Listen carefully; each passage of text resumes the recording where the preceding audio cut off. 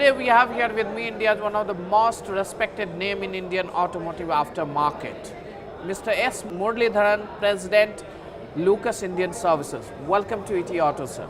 Thank you.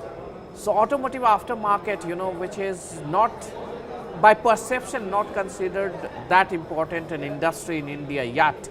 But if we look at reality, it has a lot of value in terms of safety, in terms of quality of vehicles that we sell, the service quality and everything.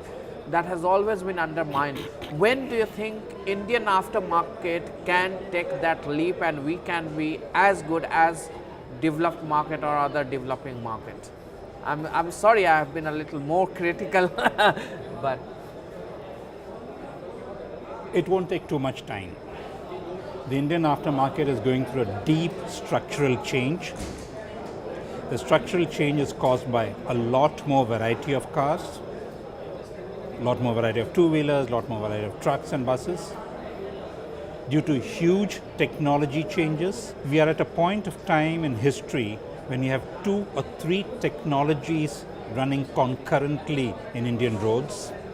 You have a car with an ignition coil, you have a car with a multi-point fuel injection, you have a car with an inline pump, a rotary pump and a common rail pump. Your vehicles preparing for Euro 4, your vehicles preparing for Euro 6 in 2020, and you have vehicles which are not even Euro 3 still running on roads. This structural change is impacting the entire value chain of distributors, retailers, and above all, the service stations. In addition, you have a highly educated consumer, and educated consumer is not just because he's qualified, but also because he's more aware globally as what is going on. He has a search engine, a Google or whatever, he knows what's the price. He has a search engine, he knows what's going to happen and how to repair the car. He knows what's the life of the battery, he knows what's the life of the tires. So you have an enlightened consumer, be it in small towns or otherwise. This is going to force the change to reach global levels, from a G20 to maybe a G8 kind of level. how long will it take for us? Not more than 3 years. Not more. You have spent long time with world's largest auto parts maker, heading their aftermarket, division. Now you are getting, you have come to an Indian company. What kind of difference do you see in these two, setup where you are working? See, both are highly professional companies, so I can't say there's a difference, but they were at different points of time. At that time, the market was maturing. Now the market is rapidly changing. The Indian market is going deeper. So the Indianness of the Indian market becomes more evident. That's a major change. So if we look at, Indian manufacturers, we do not see much of Indian manufacturer making a global brand. And aftermarket is a space, where Indian component manufacturer mostly, when it comes to exports, they focus. So you having worked with a company like Bosch, what kind of message you have to send out to Indian manufacturer that what should be their focus to become a global, brand in aftermarket space? First, the Indian manufacturers have to think whether they really want to become global. The aftermarket in this country is about 60,000 crores of business. There are very few people who are consolidated players even today. Very, very few people are doing 3, 4, 5,000 crores even today. So the first question is, should I go deeper into India, make products in India for Indian consumers? But there it becomes very difficult for them to compete with Chinese counterpart. So the bottom line becomes a big question for companies when they start focusing too much on domestic market. That's been the reason even SMEs or the bigger market, they have started exporting to Europe and other markets too, There are 2 parts to your question. One is sourcing of the part, the other is servicing it in India. I can buy sources at the lowest cost, no problem, but I have to sell it in a way the customer accepts my service. Purely buying a wiper blade because it's made less expensive in China doesn't solve the problem of you fitting a wiper blade. So until and unless I know how to service the product in India, be it with service information, technical repair instructions, right kind of equipment, training the garages, that whole basket which causes the consumer's experience, that is going to be the differentiator for Indian customers and Indian companies which want to be in India. The other part, which are the companies which can export? The simplest and the obvious thing is you follow the vehicles, Indian made vehicles, which have gone outside. Export need not be to Europe or US. Export can also be to where the three-wheelers have been exported to most parts of Africa. It can be to many parts of South America. It can be to the two-wheelers in Indonesia. It can be to all these ASEAN countries where the vehicle park is very similar. So the Indian companies make in India, if they follow where the vehicle manufacturers have exported, or they go to vehicle countries where the market is very similar to India in terms of vehicle population, they have a huge export potential. So coming back to Indian, you were just talking about penetrating into Indian market for Indian component manufacturing. We see that there are certain restrictions. OEMs don't allow component manufacturer so often, in most cases, to sell independently. We see a lot of cases pending in CCI and here and there.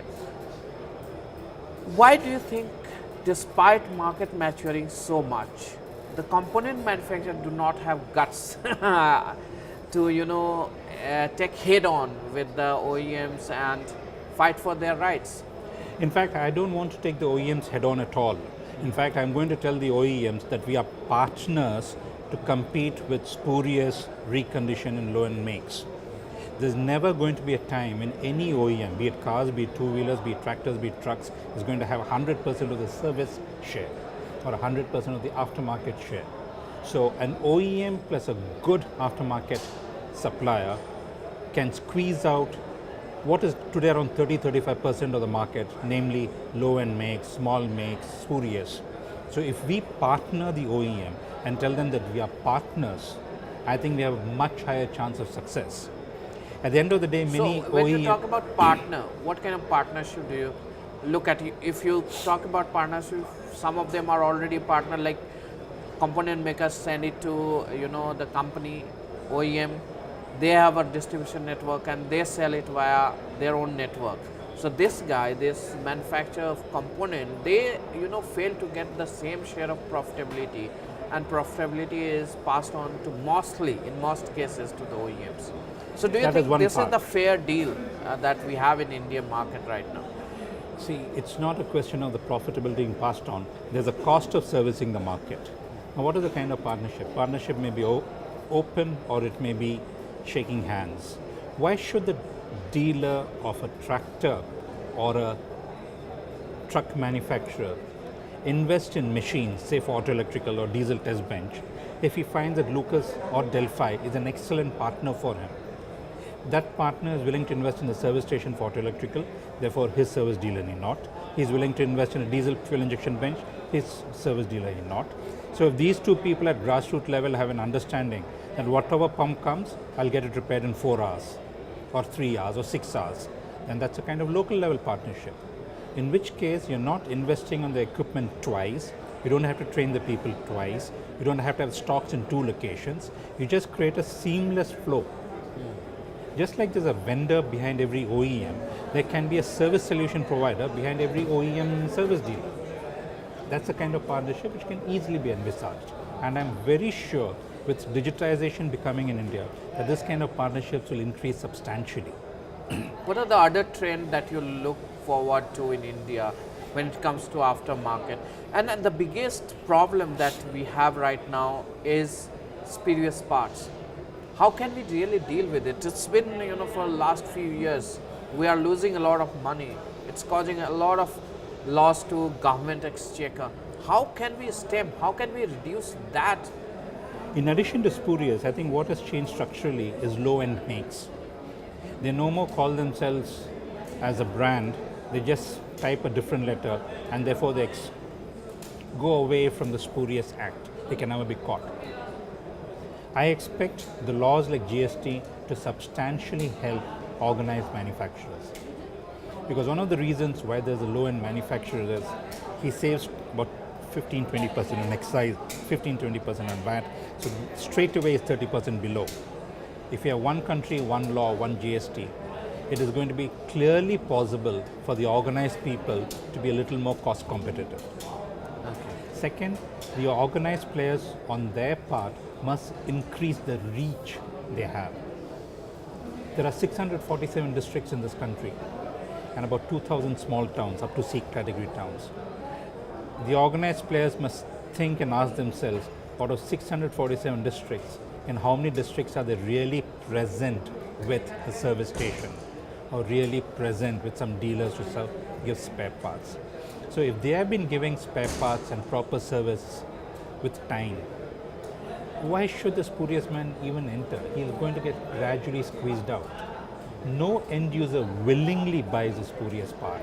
The end user is always cheated. Always cheated. You are not going to buy even a spurious smartphone saying it's a spurious smartphone. You're not going to buy that shirt saying it's not a Levi's, it's something else.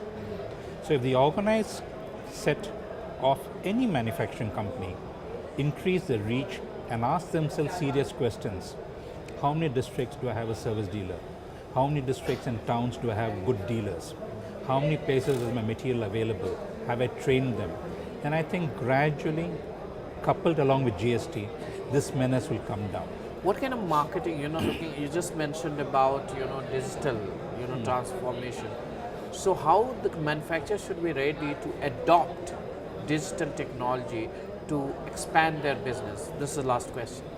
The combination of demonetisation and GST, along with the technology of digitalization, is going to be the single biggest disruptor in the automotive aftermarket. It's going to change the rules of the game.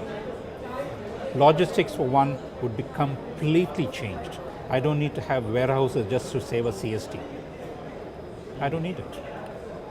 Yeah. I don't need one in Mumbai and one in Goa and one in Chandigarh and one in Panchkula and one in Mohali just to save a CST. So the whole game of logistics will change. Then a digital has apps, which means a traveling salesman can punch in orders, whereas earlier he used to wait for a notebook and go to office and do.